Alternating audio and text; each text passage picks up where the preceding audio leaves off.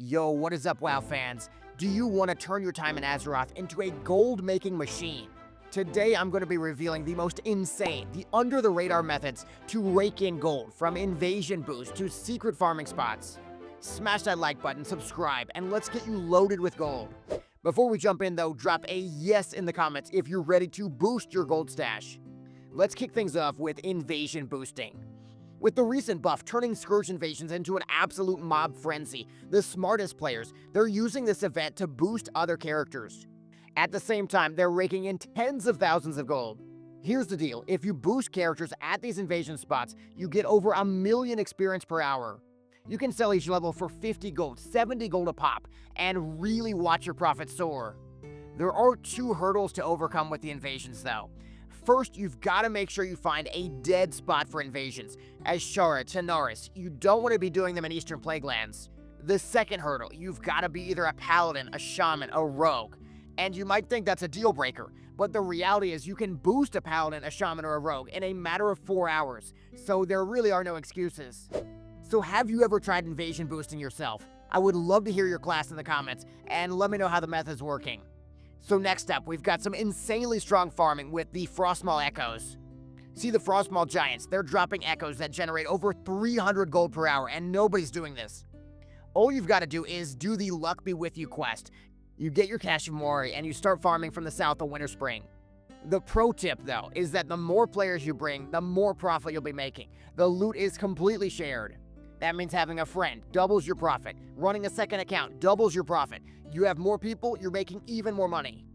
Do you have a go-to farming buddy? Definitely tag him in the comments if you've ever grouped up for something like echo farming. Now let's talk about the secret gold in Silithus, the Qiraji Stalker Venom. This Venom's essential for all the new DPS elixirs everybody's using in Naxx. The best part is they sell faster on the auction house than you can say the word loot. The thing is, most people have been farming the Qiraji Stalker Venom all wrong. You kill mob after mob and you get absolutely no drops.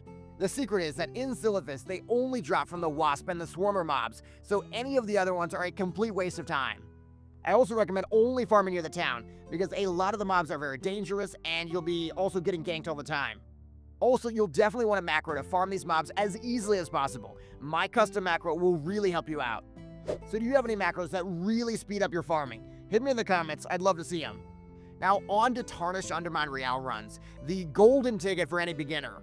To prove how great Tarnished Undermine Real Runs are, I went completely undercover recently with a whole group of fresh 60s. We did a strat home run. It took only 45 minutes, we got 21 reals, we got blues, we got all sorts of other valuable items like the Crypt Fiend parts too.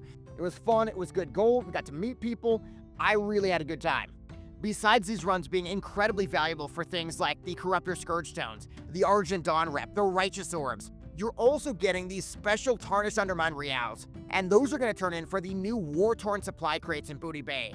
Some of those crates are worth over 40 gold each because they contain really valuable scraps for all your new best-in-slot Tier 3 Naxxramas gear. The best part is a completely fresh character can easily make over 50 gold an hour no problem.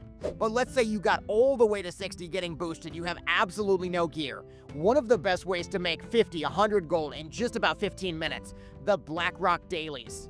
They're still such a great moneymaker running around in a group doing these super easy dailies. Every single day you make 50 gold, you get Hydraxian rep, you can work towards your Duke's Domain trinket that a lot of people are really swearing by Naxxramas. It's a huge win. I'd love to hear from you guys though. If you have a fresh character, what is your biggest hurdle, your biggest problem stopping you from making money? Now let's switch gears and flip our way to some huge profit with the war effort.